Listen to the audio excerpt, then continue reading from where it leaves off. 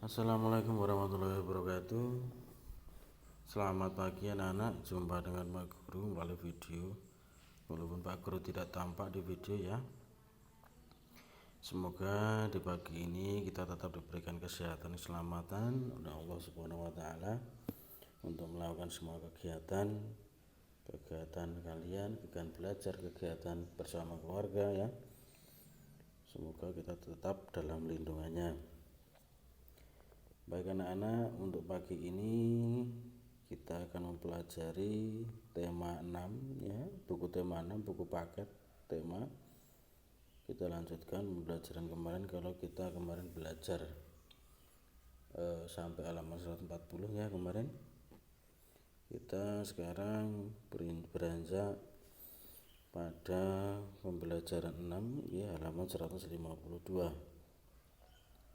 Kalian lihat di buku kalian, di situ ada sebuah bacaan yang berjudul Kanho Pasirwa. Kanho Pasirwa, kisah pianis cilik Indonesia untuk ajang internasional. Jadi Kanho Pasirwa itu adalah nama seorang anak. Dari dalam teks bacaan itu nanti kalian baca betul-betul ya. Ada berapa alinea? Ada 4 ya. Ada 4 alinea di situ. Nanti kalian baca betul-betul.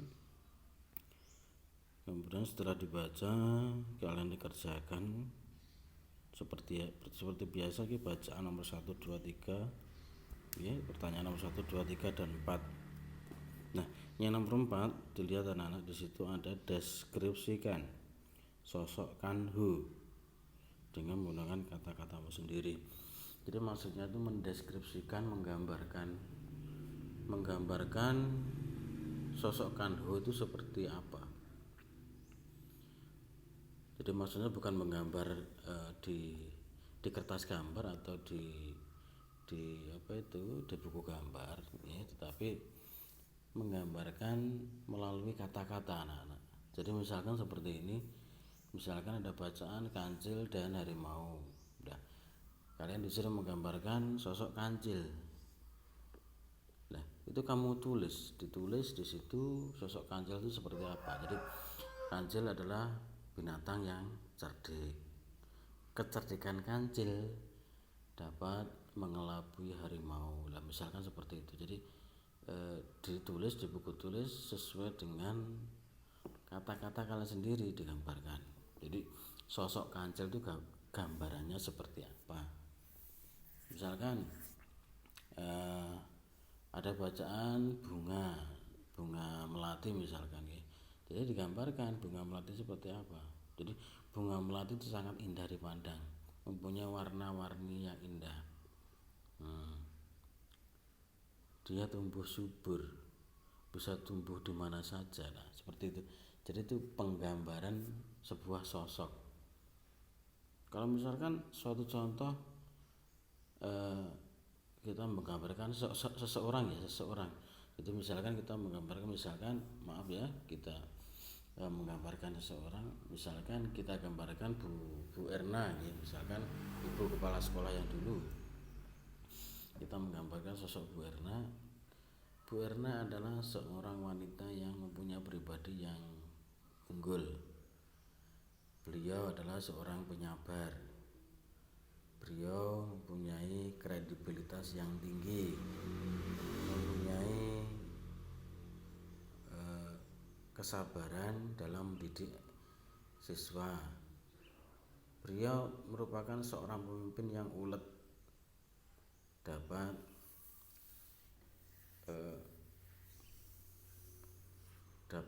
mempertimbangkan segala aspek kegiatan, baik itu kegiatan internal maupun eksternal dalam sekolah.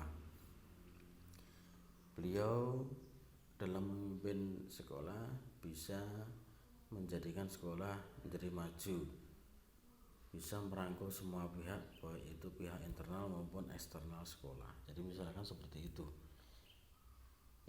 ditulis di buku tulis dengan gambaran-gambaran seperti itu. Kalau di dalam tugas kalian nomor 4 itu berarti kalian menggambarkan sosok Kanho tadi. Lah, informasinya didapat dari mana Pak Guru? Ya dari bacaan tadi. Jadi makanya kalian membaca sosok Kanho itu dengan teliti ya, dengan teliti, kemudian kalian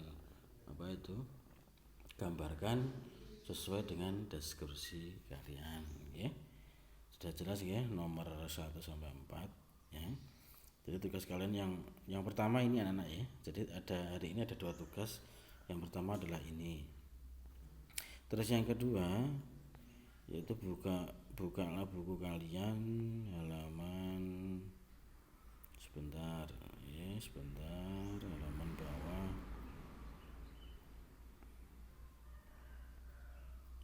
maaf, bacaan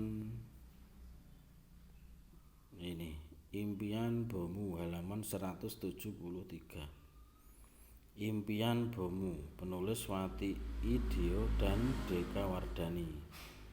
Jadi nanti coba kalian baca sama seperti di atas ya. Kalian baca kemudian dikerjakan nomor 1 sampai 5. Nah, di sini ada nomor 3 anak. Buatlah sebuah puisi yang terdiri atas paling sedikit 3 bait berdasarkan bacaan tersebut. Ingatlah selalu untuk memperhatikan rima setiap baitnya.